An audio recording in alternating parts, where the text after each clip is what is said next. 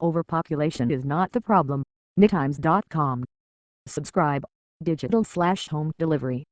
Log in. Register now. Help. Homepage. Today's paper. Video. Most popular. Edition. US/global. Search opinion. World.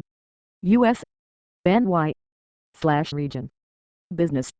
Technology. Science. Health. Sports. Opinion editorials, columnist, contributors, letters, the public editor, global opinion. Arts. Style. Travel. Jobs. Real estate. Autos. Opus Ed contributor. Overpopulation is not the problem. By Oral C. Ellis.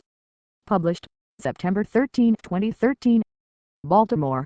Many scientists believe that by transforming the Earth's natural landscapes, we are undermining the very life support systems that sustain us.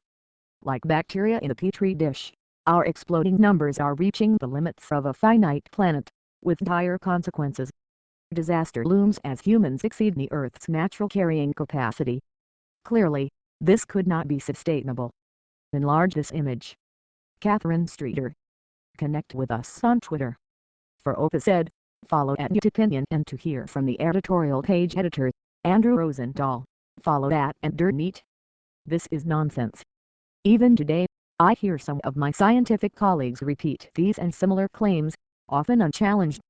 And once, I too believed them. Yet these claims demonstrate a profound misunderstanding of the ecology of human systems. The conditions that sustain humanity are not natural and never have been. Since prehistory, human populations have used technologies and engineered ecosystems to sustain populations well beyond the capabilities of unaltered natural ecosystems. The evidence from archaeology is clear. Our predecessors in the genus Homo used social hunting strategies and tools of stone and fire to extract more sustenance from landscapes than would otherwise be possible. And, of course, Homo sapiens went much further, learning over generations, once their preferred big game became rare or extinct, to make use of a far broader spectrum of species. They did this by extracting more nutrients from these species by cooking and grinding them, by propagating the most useful species, and by burning woodlands to enhance hunting and foraging success.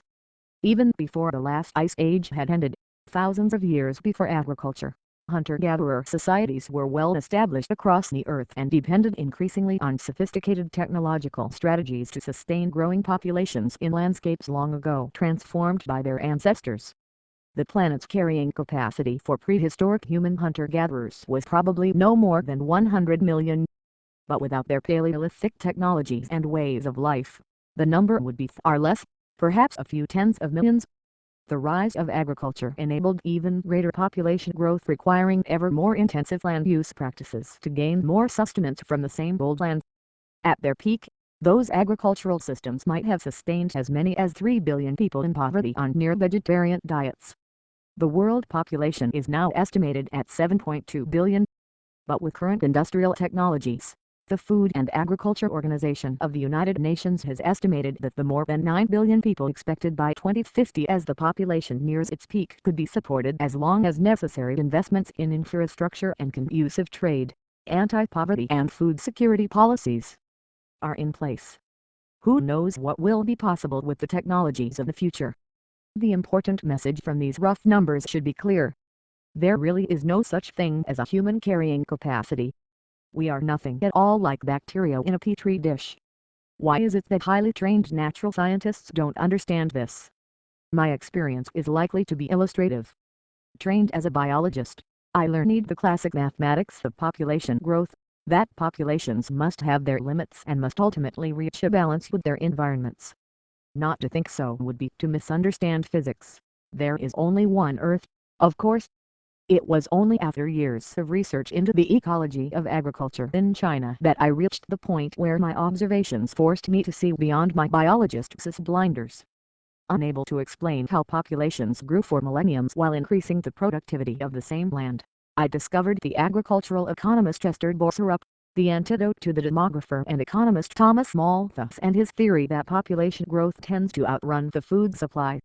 Her theories of population growth as a driver of land productivity explained the data I was gathering in ways that Malthus could never do. While remaining an ecologist, I became a fellow traveler with those